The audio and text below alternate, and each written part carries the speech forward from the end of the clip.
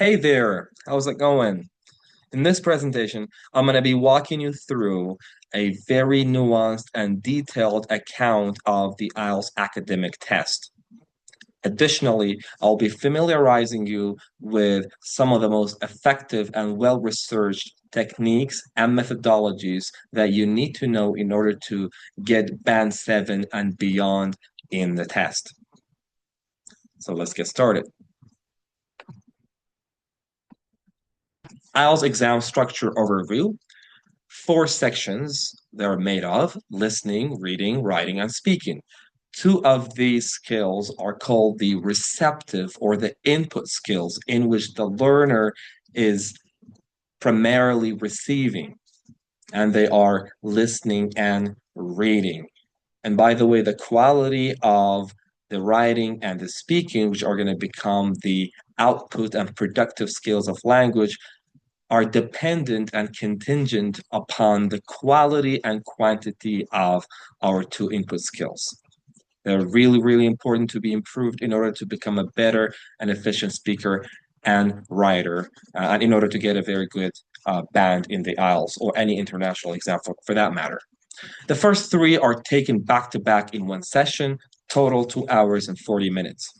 And speaking is a separate interview. You could either do it before the other three or after the other three. Listening, 30 minutes of audio plus 10 minutes to transfer answers with 40 questions across 4 recorded parts. So you'll have 30 minutes and the audio is played only once, then you'll have 10 minutes to transfer. Reading will be 60 minutes, 3 academic passages with 40 questions in total. No extra transfer time like listening. Write answers as you go. It's really important. And the passages are organized and sequenced in terms of difficulty, okay? From lower difficulty to higher difficulty. Writing, 60 minutes for 2 tasks. Task number 1, 150-word summary. Task 2, 250-word essay. Task 2 is weighted double task 1, so it is more important. Speaking, 11 to 14-minute face-to-face interview in 3 parts. Topics range from familiar to abstract. Obviously, in the beginning, it's going to be general and everyday topics, and it is increasingly getting harder or more complex and abstract. Scoring, each section is scored from 0 to 9 in half-point increments. The overall band is the average of the 4 section scores, rounded to the nearest 0.5. For example, 6.25 rounds up to 6.5, 6.75 rounds up to 7. Okay, getting band 7 and above. How to get there? Band 7 and above in listening and reading. Roughly no less than 30 out of 40 raw points in listening or academic reading equates to band 7 and above and above. This can vary and differ slightly by test version, but generally that is the case. In other words, you can afford to miss about 10 questions and still score 7. So it basically gives you a reassurance that once you fall and stumble and probably make a mistake or 2 or 3, you're not gonna feel as if it is the end of the day and you're out and missing out of the chance of getting 7 and beyond. Band 7 and above in writing and speaking. Achieving 7 plus requires meeting detailed criteria. What are the criteria? Task response, coherence, vocabulary, grammar, pronunciation, and etc. We're going to delve and dive deeper and profounder into these assessment criteria in order to really be equipped. We'll highlight these for each section as you know. What is to aim for? Okay, IELTS listening, format, and challenges. Okay, content, 4 parts with increasing difficulty. The listening test is comprised of 4 parts. You will hear dialogues, monologues in social or academic contexts. Example, a daily life conversation, a monologue like a tour guide speech, a training discussion, and an academic lecture. Questions, 40 questions, 10 per part, including multiple choice, matching, map diagram, labeling, form note completion, sentence completion, etc. Towards the end of the presentation slides, you're going to get an almost comprehensive account of all the question types that you need to know for all the 4 language skills. Questions follow the order of information in the audio. Generally, they are chronological. Generally, obviously. Okay. I'm getting down here. Timing, 30 minutes of audio after the recordings. Paper-based tests give 10 extra minutes to transfer answers to the answer sheet. Only one chance. This is really important to remember. You have only one chance. The recordings play once only. You must listen and write answers simultaneously. This tests memory and concentration under pressure. That is why it is of high paramount importance for you to be able to get enough sleep and not be insomniac and sleep deprived. Otherwise, it's going to damage your score. Missing an answer can be stressful, but you have to move on quickly. We said if you want to get the desired outcome, sometimes, not knowing how to answer a particular question wouldn't be a big deal, and you just move on so that you're going to save time. Accents and clarity. Speakers may have British, North American, Australian, or other English accents. Audio is clear, but accent variety can be a challenge. But generally, it wouldn't be a huge of a deal given the fact that there is this standardness to English that the variations are minute and secondary and periphery. They're not very essential in terms of detecting the meanings that are being conveyed through these variations of accent. Okay, for listening, there are certain strategies that we have to bear in mind. First, preview and predict, i.e., use the pauses before each question set to read the questions and underline keywords. Okay, so you're going to just read the questions, skim through it, and then you're going to predict the type of answer. Is it going to be a number that is required of you, or a place, or an adjective, so you know what to listen for? It's going to make you selective in terms of what to listen. Stay focused. Concentration is critical. If you miss a piece of information, do not panic. Continue listening. A lapse in focus can make you lose the thread. Practice active listening to improve your endurance and attention span. Active listening, being actively engaged. Follow instructions exactly. Adhere to word limits and formats given. If a question says no more than 2 words, writing 3 words will be marked wrong. Similarly, check if answers require a number, a data format, etc. And comply strictly. Compliance of the rules and regulations and the instructions are really crucial for us to remember. Otherwise, we're going to miss unintended, unnecessary marks or scores. Okay.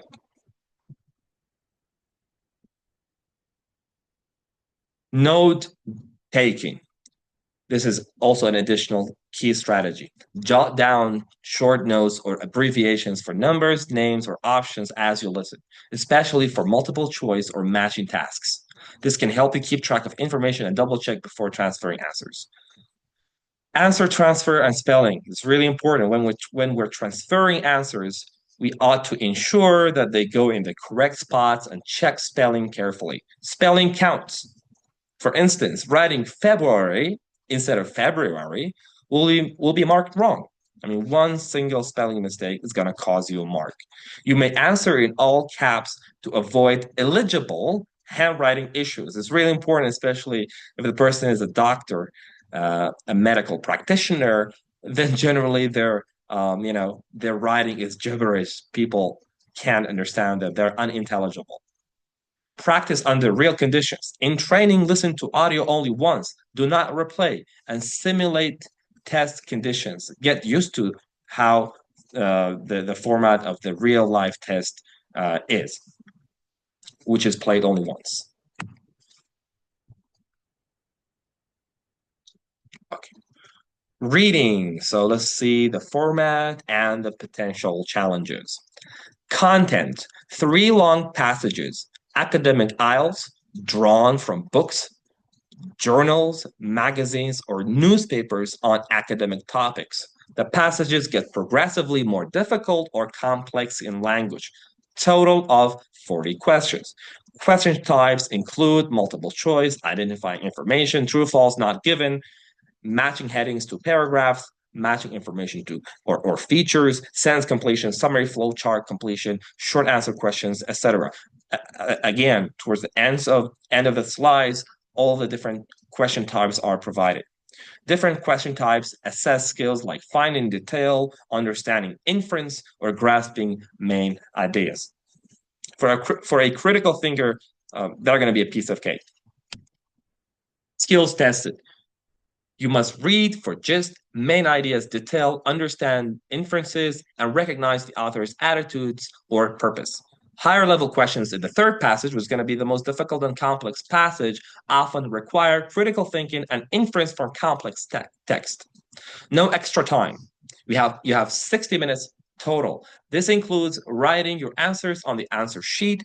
Unlike listening, no additional transfer time is given. Time management is crucial. They're not even going to wait for a couple of seconds, or you could get disqualified. Volume of text. Expect 2,000 to 2,750 words across the three passages. You'll need to read efficiently. It is normal not to understand every word. It's really important. You don't have to understand every single word in order to get every single question right. Common challenges, time pressure, finishing 40 questions in an hour, information overload, and familiar topics or vocabulary. I don't think you're going to be faced with unfamiliar topics given your, um, you know, polymath nature of knowing almost the essence of many genre of knowledge, which is going to really help you a lot in not being surprised by any particular potential topic. Okay, and tricky questions like true, false, not given, which require distinguishing what's explicitly stated, not versus not given. I mean, it's really important for not given, not to rely on your outside knowledge. Sometimes maybe you know the answer. You say, okay, it is true. But if it is not given, we have to be cautious. Keep track of time. Continuously monitor the clock. If by 20 minutes you haven't finished passage one, you may need to speed up because passage one is easier compared to the second, and the second is easier compared to the third. Then I think given 70 minutes to passage one would be the ideal time, and focusing mostly on the last passage. Not mostly, I mean, in proportion compared to the first two. It is better to attempt all questions with some guesses than to leave blanks. In practice sessions, use a timer to build your reading speed. You're not going to be punished for writing in the blank, even if you do not know the answer. It's not going to eat into any of your scores. So it is better to just leave an answer and guessing it as opposed to just leaving it without, not writing anything at all. Key strategies, we have skimming for main ideas. First, skim each passage quickly, about 2-3 minutes, to understand the general topic and structure. Read the titles, subtitles, and the first and last lines of each paragraph for an overview. This primes you and prepares you for the questions.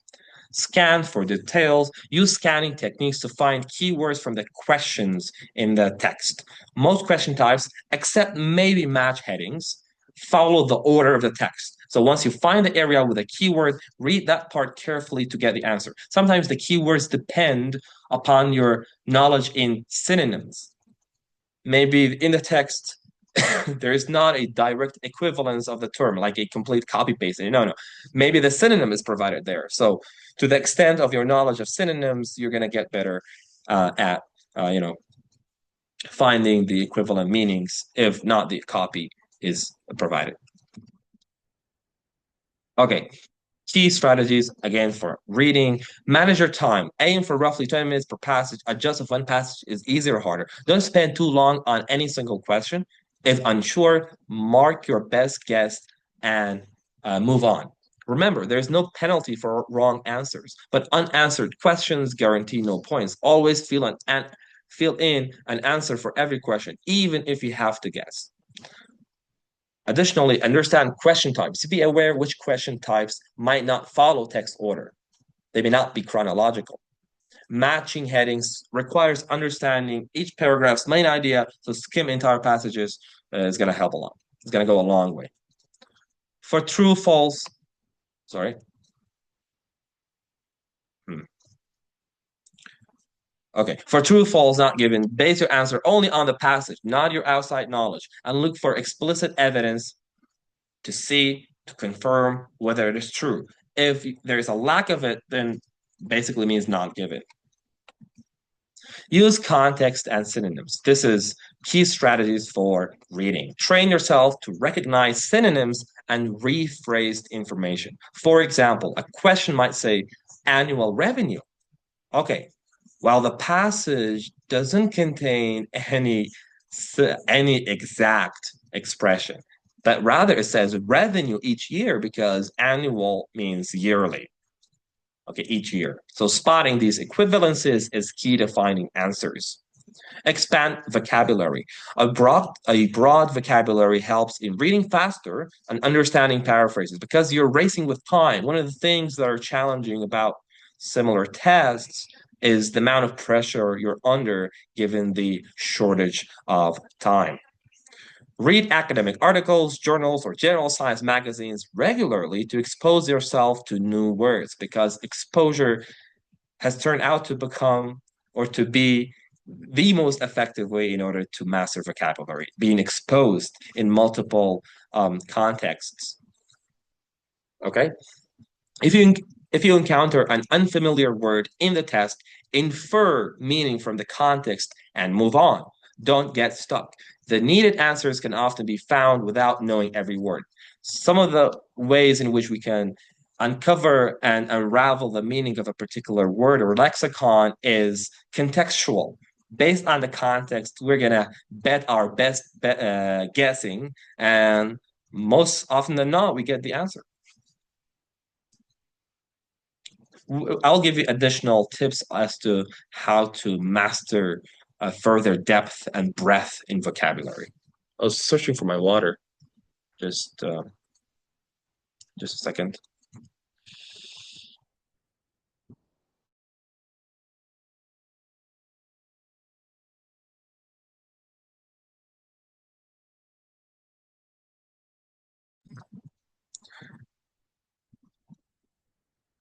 All right, we're back. Okay. IELTS writing task one. What is task one? In academic IELTS writing, task one, you'll be given a diagram or data, graph, chart, table, or diagram or map, and asked to summarize and describe the main features in at least 150 words. It is basically made of two tasks. The first is not as weighty as the second, and it is at least 150 words. For example, you might describe trends in a line paragraph, compare figures in a bar chart, or explain a process diagram. Formal report style. Task one requires an objective tone. No personal opinions, just factual descriptions of the information given. Write in a formal report style as if explaining the data to someone unfamiliar with it. Timing. Spend about 20 minutes on task one. It is shorter than task two. And importantly, task two is worth twice as many points as task one. Manage your time so that task one doesn't eat into the time needed for task two. So the 20-40 minutes rule we're going to come to is really crucial in a while. Task one types. Be prepared for various possibilities. Describing trends over time, comparing categories, describing parts of a process or map changes. Practice each type so you're comfortable describing data, percentages, and making comparisons. Strategies to score above band 7 in writing. Plan before you write. Take a minute to analyze the prompt and visualize. Identify what the axes represent, units of measurement, time frames, or categories. Decide on the 2-4 key features you will describe: highest values, significant changes, notable similarities or differences, overall trend. So the idea of trend is really crucial and built into the first task of the writing. This planning prevents you from either missing major points or drowning in trivial details. Structure your report clearly. In the introduction, paraphrase the task description. The graph illustrates in your own words. Next, write an overview highlighting the most general trends or notable features. Then, in 1 or 2 body paragraphs, the supporting paragraphs, that is like the body of the text, group related information and describe it in detail. Grouping could be time period, by category, or by magnitude, whatever makes the data clear. Use comparative language. Task 1 usually involves comparison. So use comparative adjectives and phrases like higher than, the most, while, whereas, in contrast, similarity. So I have prepared a couple of very important and essential and widely used adjectives and phrases when it comes to comparison in the first task of the writing.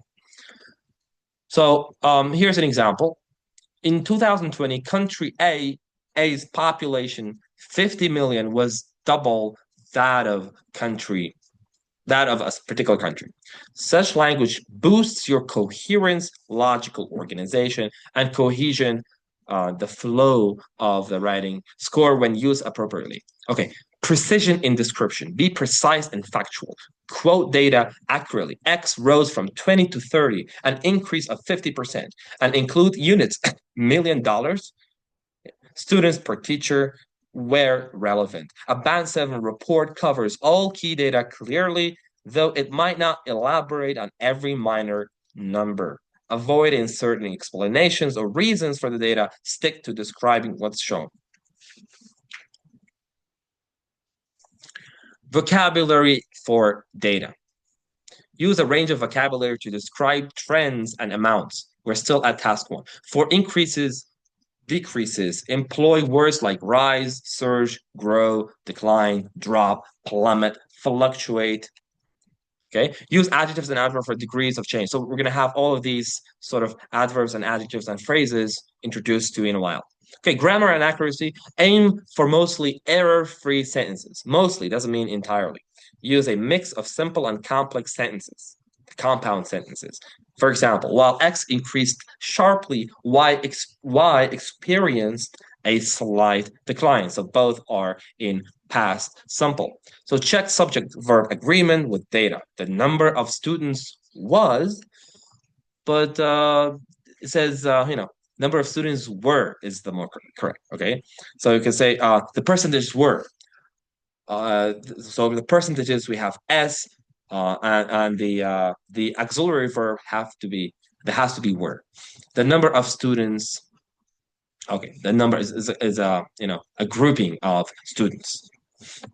Although in spoken language sometimes both is valid, but when it comes to academic, we have to make sure that there is a coherent and smooth agreement between the subject and the verb. The plurality and the singularity of it have to be taken into account. A few minor errors won't keep you from Band 7 if overall clarity is intact. So if it is just safe, minor errors is not going to be the end view. But consistent mistakes, wrong tense, or plural forms will. Proofread quickly if time permits. Okay, here are the useful comparative phrases. Comparison, compared to, in comparison with, relative to. I'm going to be sending the slides later so you can just go to them for convenience. When compared to, by contrast, then we have a couple of phrases for expressing degree of difference: considerably higher, slightly lower, marginally greater, significantly greater, and so on. Then we have describing similarity phrases: nearly the same, almost identical, roughly equal, comparable to, resembling. Then superlatives for extreme. So with the es in the end of it. The largest, most significant, if it is more than 2 syllables, obviously. Least popular, and so on. So we have advanced comparison vocabulary, half as much, twice as many, a twofold increase, exceeded, fell behind, outnumbered. So it's really important for the first task of writing that we could be using these advanced phrases. Describing trends and change, increase or decrease more rapidly than, experience a sharper rise than, and so on. Then we have strong, increase and decrease again. These are advanced expressions. I highly recommend using them so that you're going to have a sort of fancier taste and touch to the overall presentation of your writing. Describing large proportions, as I said, you'll have the slides in order to go through them. So I'm not going to linger too much on this. Okay, writing to task 2. What is task 2? It is a formal essay prompt asking for your opinion or discussion on an issue. I think you're one of the best to ever do it. So common formats include agree, disagree, discuss both ways or views, advantages versus disadvantages, problem and solution, or two-part questions. So you must write at least 250 words. It shouldn't be lesser than this. We're going to get into why it is the case. Task 2 is longer and carries double the weight of task 1. Allocate 40 minutes to plan, write, and review your essay. This essay largely determines your writing score, so a strong performance here is essential for band 7 and above. Okay, essay structure, typically 4 to 5 paragraphs, an introduction, then 2 or 3 body paragraphs, and a conclusion. The introduction should paraphrase the topic, is really important. It's like you're going to pull the trigger of the main idea and the thesis that the body paragraphs are going to be working on. So the bullet is the thesis. You pull the trigger through the introduction, and the whole distance is going to be covered by the body paragraphs. And in the conclusion, at best, you're just going to restate and rephrase. And I wouldn't recommend you adding any new or novel idea into it. Okay. The introduction should paraphrase the topic and state your thesis, your overall answer or stance. Each body paragraph should have a clear central idea and supporting details and examples. The conclusion should summarize your argument and reaffirm your position. So you shouldn't add novel things. Summarize, emphasize, and reaffirm your position that is being introduced mainly through the thesis.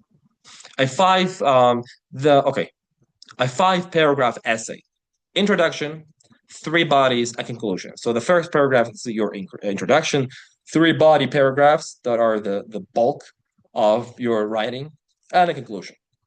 Relevant, stay on topic, answer exactly what is asked. If the question is multifaceted, means multidimensional, there are different aspects and dimensions to it, then discuss both views and give your opinion.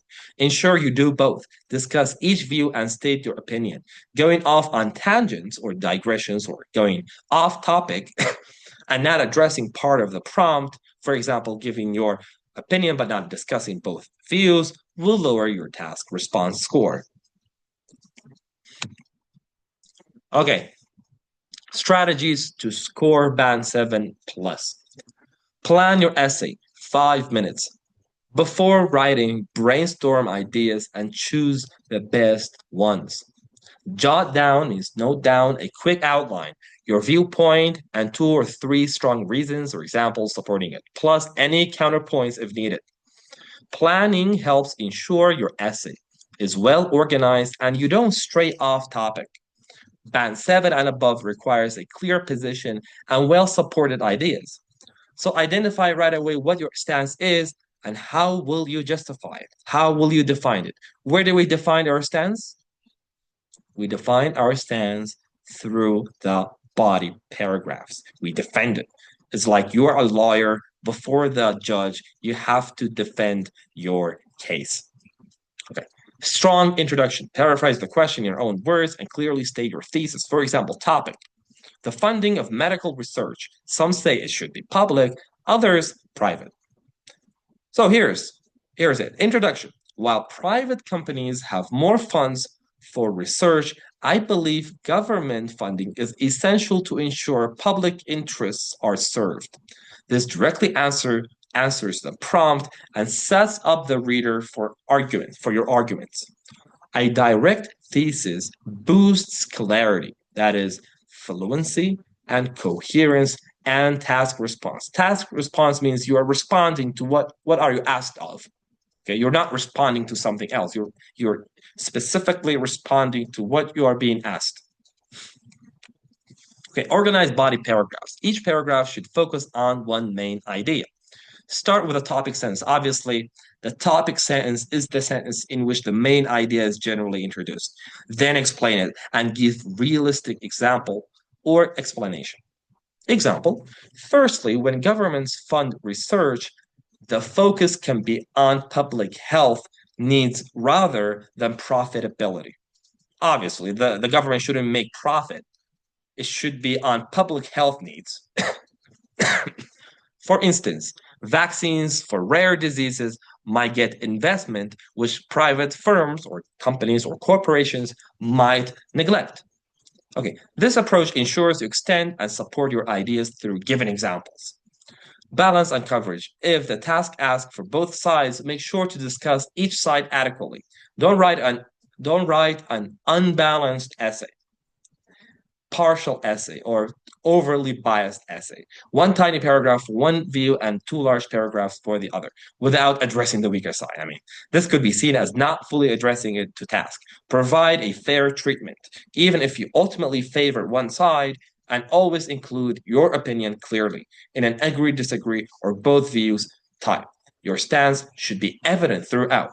It doesn't mean that you're not going to address the other viewpoint, okay? Cohesive devices. Cohesion is like glue devices. These linking words that are said as devices, they're like glues that gives cohesion and a natural flow to the organization of the sentences. Okay. And again, I have prepared a lot of contrast, cause and effect, introductory, comparing, similarity, linking words and phrases that you need to know, sir. So we have for addition, these are a couple of sort of very good ones that we can be making use of. And sorry. Okay.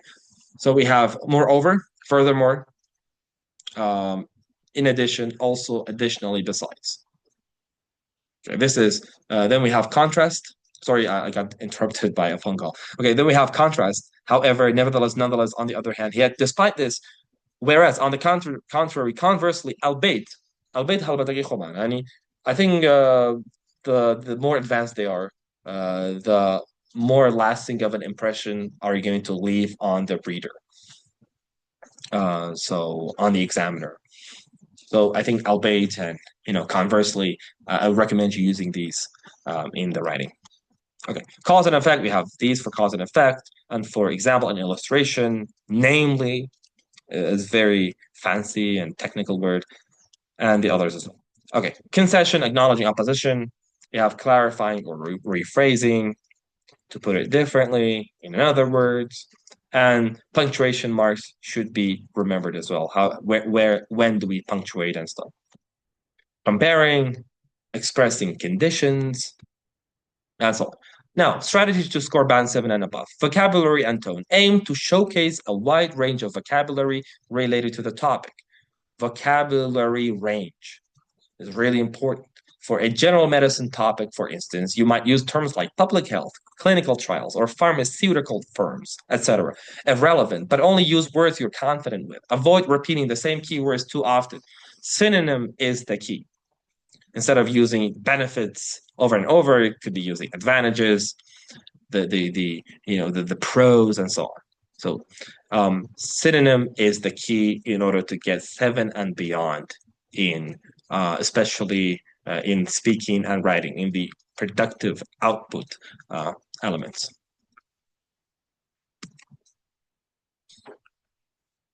Okay. We have writing task 2, strategies to score band 7 and plus. Grammar, range and accuracy is very important. How's the breadth? Okay, the range. the domain of the grammar, and how accurate are you in using them. Okay. It doesn't necessarily follow that you're using all different diverse forms of grammar without having them being accurate. Okay. First, you have to make sure what you're using is on point and accurate, and then you broaden it and you are increasing the breadth of it. Use a mix of sentence structures. Show that you can craft complex sentences and correctly.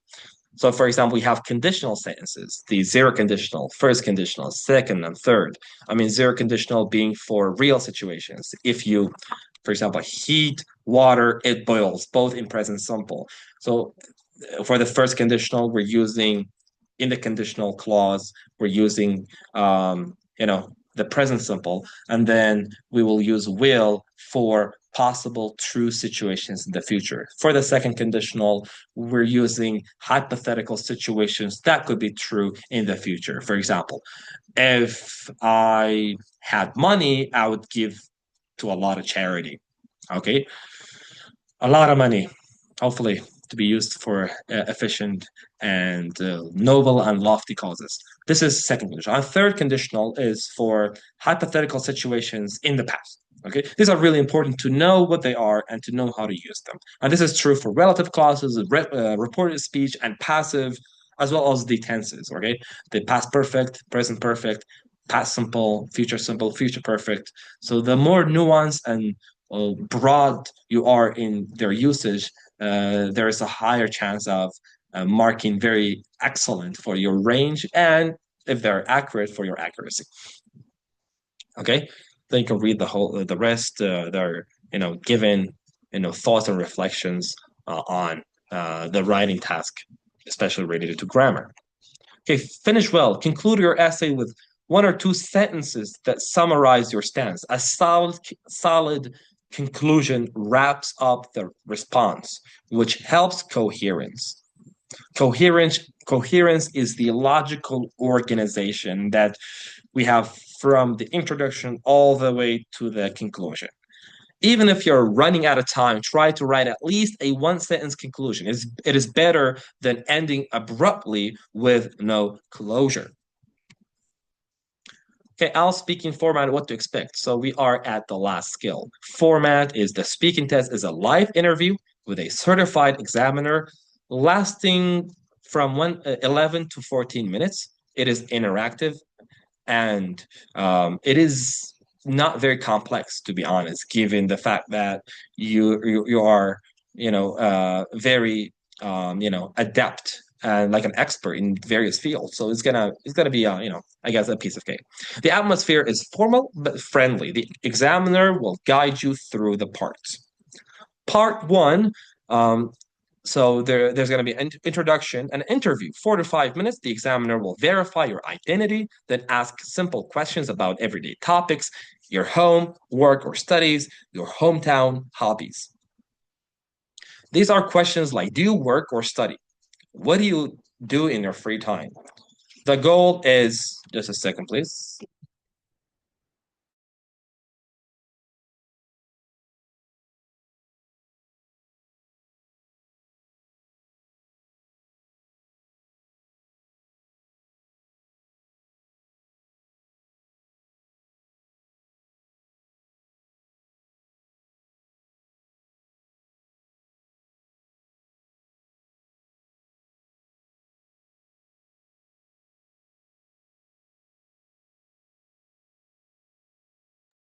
Okay, we're back.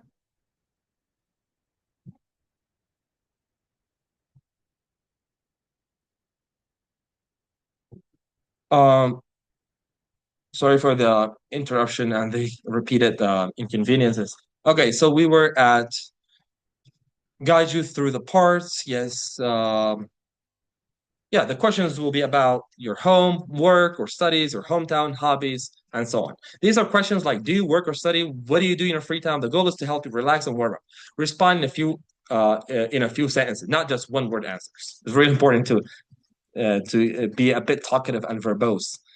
and not be shy, obviously. It's really important. I had a friend of mine who was really a good speaker, but once he went to the testing atmosphere, he became so timid and shy that he lost a lot of mark. So it's really important to be confident, and this is gonna emit and we think emanate confidence and a positive impression overall on the examiner. Okay, part two, long term, 3 to 4 minutes total. You'll be given a cue card with a topic and points to cover. You have 1 minute to prepare notes, then you must speak continuously for 1 or 2 minutes.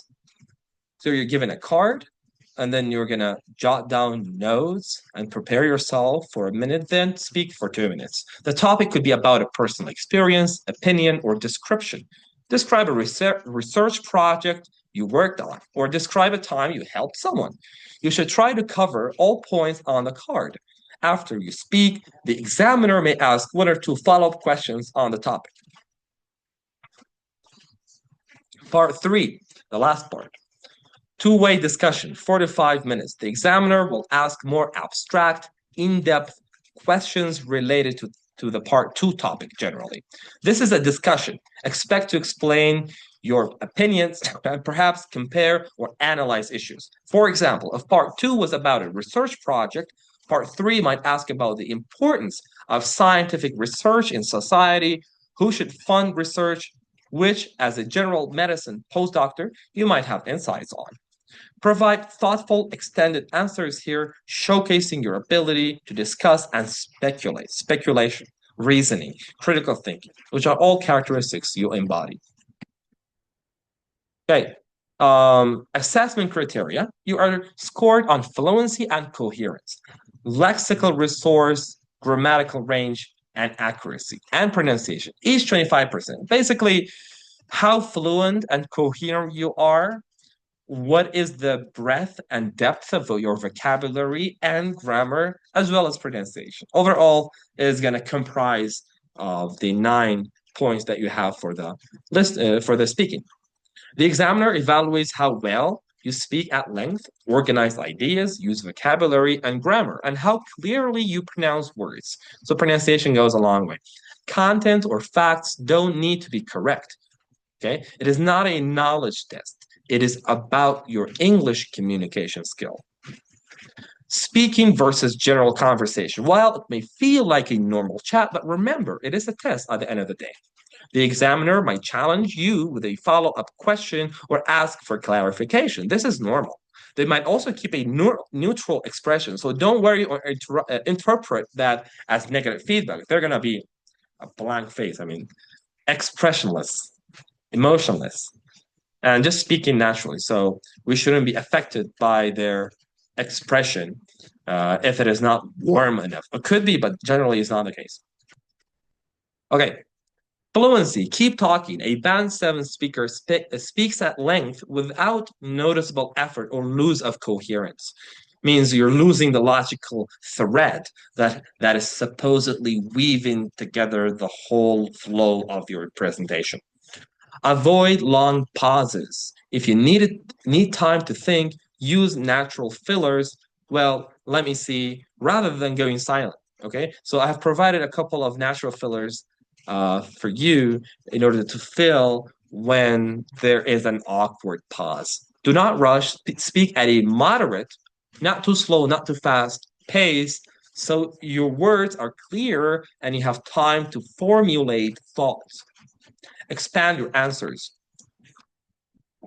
In part one, don't give just one word or extremely short answers. Always try to add a little detail or explanation.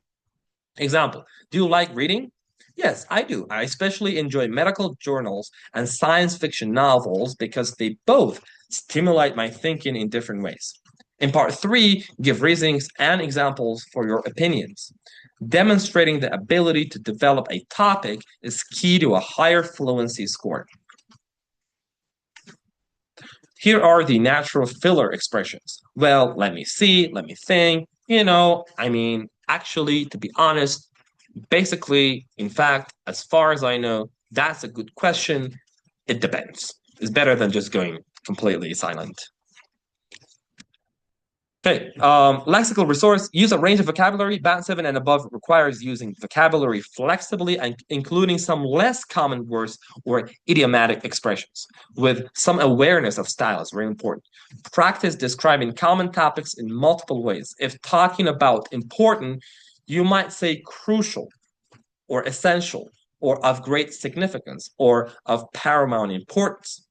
If you can naturally use an idiom or phrasal verb, then hooray, good for you. I mean, you could say this something if the examiner asks you about a socioeconomic situation in your country, the state of the destitute and the poor, you say they are so underprivileged that whenever they want to buy something of quality, it's going to cost them an arm and a leg.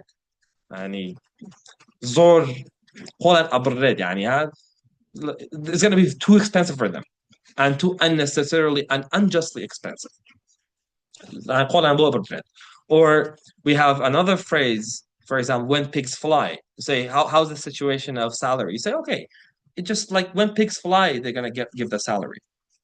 Okay. Or you say people have a terrible time making ends meet. Making ends meet wata بجوية عن دبرك. Or they're living from mouth to hand. So these idioms are going to enrich and give a flavor different than the normal words we're used to using when it comes to speaking. Okay, there's a very impactful book specifically designed for idioms and phrasal verbs as well. So speak English like an American. I highly recommend that. If you ever wanted, you could just reach me out. I can send the materials for phrasal verbs and for the idioms. Okay. Strategies for band 7 and above. Again, grammar range, incorporate different sentence types, conditionals, as I said, comparatives, relative clauses. And a band 7 speaker uses a range of complex structures with some flexibility and makes only a few grammar mistakes. It is okay to self-correct occasionally if you slip. It shows you notice errors and you're self-conscious, but try not to let it disrupt fluency. Make sure basic sentence structures are correct. Consistent mistakes in simple grammar. So, in simple grammar is not gonna, if it is consistent, then it's gonna cause you a lot of problem. But if it is from here and then, there's a slip, then you're self-conscious and you correct yourself, it's not gonna cause a lot of bad impression on you. Handling difficult questions. If you don't understand a question, it is okay to ask for clarification. I'm sorry, could you rephrase that or could you please repeat the question? This will not hurt your score. That is the good news. It is much better to seek clarification than to answer something incorrectly because you misunderstood. Okay, here are some during preparation exam strategies, especially regarding time management. Simulate test conditions in practice. Get yourself immersed in real IELTS tests and materials, okay? And simulate the test and time yourself. Then use an orderly approach in the exam. The test sequence will be listening, reading, writing, all in one go. So this is how the structure is going to be. Listening timing. In listening, use the pauses between sections wisely. You're going to have little pauses, then use it wisely. Preview and predict, again, upcoming questions. During the audio, follow along question by question. If you miss a question, don't dwell and spend a lot of time on it. Just quickly guess and move on to the next so you don't lose track. After section 4, you'll get 10 minutes again, as I said in the beginning, to transfer. Reading timing. Divide the 60 minutes roughly into parts. For example, 17 to 20 minutes per passage. Then you have 3 passages. But some find it useful to quickly skim all passages first to gauge difficulty. This is the opinion of some people who've done it. If one passage is easier, you might do it first. However, this is basically, I think, my advice as well. Do the first passage. It is easier and spend less time. In academic IELTS, passages are usually ordered by increasing difficulty, so tackling them in order is fine. Within each passage's time, if time is almost up, you have unanswered questions. Fill in guesses for everything. A blank has 0% chance. A guess has some chance.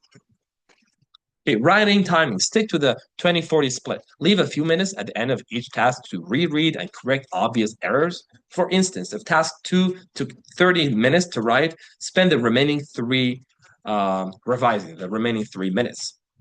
Speaking timing. In the interview, part 1 and 3 timing is managed by the examiner. So it is removed off of your shoulder, the responsibility. Follow their lead on when to stop or move to next question. In part 2, you control the talk up to 2 minutes. Use your 1 minute preparation fully. Do not start early. Use the time to outline so you can fill the full 2 minutes speaking. Aim to speak until the examiner interrupts you with a follow-up question. That is a good sign you reached the time limit. So you're speaking flawlessly, hopefully, and continuously until you're being stopped with a question. Okay, avoid perfectionism in time conditions. If you're aiming for band 7 and 8, you do not need to get every question right. Don't obsess over one hard question in reading or listening. It could cost you several easier ones later. It is better to move forward and possibly come back if time permits. Similarly, in writing, it is better to have a complete, if imperfect, essay than a perfect first body paragraph and no conclusion. Remember, an overall well-rounded attempt will score higher than an incomplete one, even if not every detail is perfect. Common pitfalls and how to avoid them. Not following instructions. This is a top cause of lost points. Not following instructions. Examples. Writing too many words in a short answer when a limit is given, or answering true or false instead of yes, no, as instructed. IELTS treats those differently. Always read the instructions carefully. For listening, reading, note word limits. You have to pay attention to the word limits. And for writing, address all parts of the task. If it says, and give examples, do so. Leaving answers blank. There is no penalty for wrong answers in listening and reading, so never leave blanks. Poor time management. Sometimes you, as I said, spend unnecessarily on a particular question. That there's going to be a lot of missed questions that will be easier than the question that you're stuck into, and overall, it's going to be a misery for you. Insufficient word count in writing. Writing noticeably fewer than 150 words, task 1, or 250 words, task 2, will lower your score. Do not write fewer than 150. Let's say you're writing 130 words, then it's going to be a bad day for you. So at least, make sure in practice you consistently write a bit above the minimum. 160 to 180, 260 to 280. I would say it shouldn't be too, far-fetched from the required word limit, but it is, all things considered, is better to write and exceed beyond than to write fewer. Okay, frequent spelling and grammar mistakes. In listening and reading, a single spelling mistake can make an answer wrong. Common pitfalls include mishearing plurals, for example, writing student instead of students. That would be wrong. So spelling, maybe one letter is going to cost you one score. Ignoring the speaking question. Sometimes the candidates answer what they wish they were asked, not what was actually being asked. Monotone or very quiet speech and speaking is really going to leave a negative impression as well. It should be like a roller coaster of oscillation, and fluctuation of your voice, the intonation, the rhythm. They should all be present in a natural and authentic presentation, the best you can try. And it shouldn't be monotonous and dull and boring and sleep-inducing. So, rhetoric, the science of rhetoric is going to go a long way, which you're very good at as well. Okay, panicking after a mistake, and illegible writing means unintelligible writing. Handwriting and penmanship is really, it could save you the day. Building vocabulary and improving coherence. How do you do that? So you read and listen widely. Extensive reading and listening is actually the most effective way in my own experience. Keep a vocabulary journal, sorry. Practice paraphrasing, take sample questions or sentences and rephrase them. For example, the original says the chart shows an increase in X. You can paraphrase it and say the chart indicates. And that way you're going to become more confident, obviously, confident and expert in coming up with the different variations of the synonyms in the time, in the limited time that you have. Understand IELTS band descriptors. The band descriptors are the assessment criteria in which you're going to be judged in speaking and in writing. So it's going to include pronunciation, vocabulary range and accuracy, grammar range and accuracy, as well as cohesion and coherence that we've been building upon in the previous slides. This is going to be the band descriptors. Active usage of new words, try to use and employ and utilize novel words as opposed to the cliched, the outdated words that we're used to using them. Improve coherence by outlining, build topic-specific vocabulary. Yes, because the themes of IELTS are generally include education, technology, science, the hard sciences in general, the humanities, history, history, politics, and these are also branches of humanities, religion, sometimes philosophical tones there are.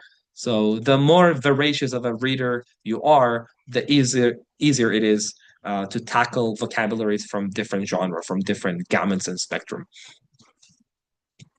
different shades of the spectrum. Okay, listening, 4 parts, 40 questions. So these are the different, listening questions that you can see.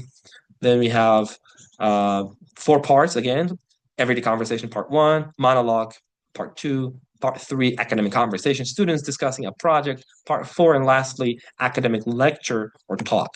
Then we have reading, 3 passages, 40 questions. These are generally the questions that are being asked in the reading passages. Then we have writing. These are the questions for task 1 and task 2. This is for speaking. And lastly, thank you so much for tuning in, and I hope it was of benefit for you. And if there are any questions related, I'll be more than happy to be at your service.